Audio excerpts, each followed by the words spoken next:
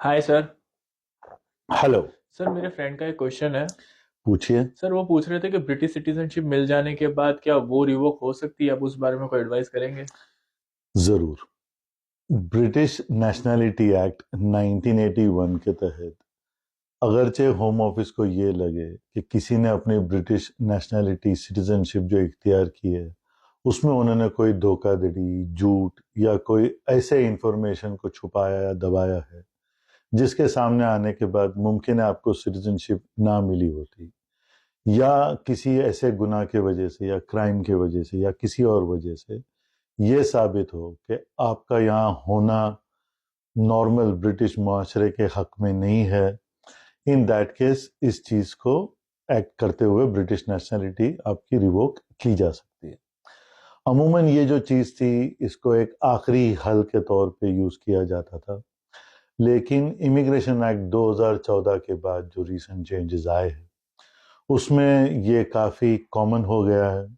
इसमें कई दफे ये भी होता है कि ब्रिटिश नेशनैलिटी अगरचे किसी की रिवोक कर दी जाए तो होम ऑफिस उस बंदे को नोटिफाई भी नहीं करती।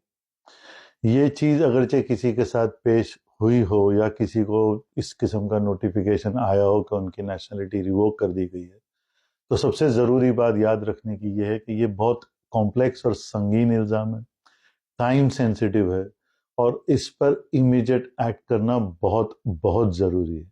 ये किसी के साथ भी हो सकता है, चाहे जब नेशनैलिटी मिली हो, डजंट मैटर, तब भी ये हो सकता है।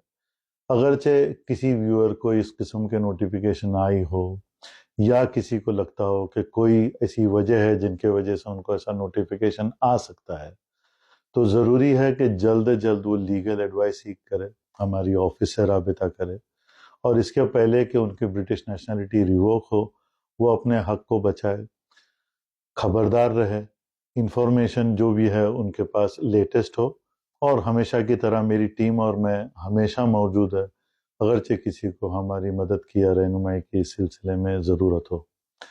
ये रूल, ये कानून ब्रिटिश मुआशरे के लिए, सबके लिए जस्टिफाइड है या नहीं है, ये आप हमको चाहो तो कमेंट में ज़रूर बताना, इस पर मैं एक अलग रील ज़रूर बनाऊंगा। इसके अलावा और कोई सवाल? No sir, thank you very much. You welcome.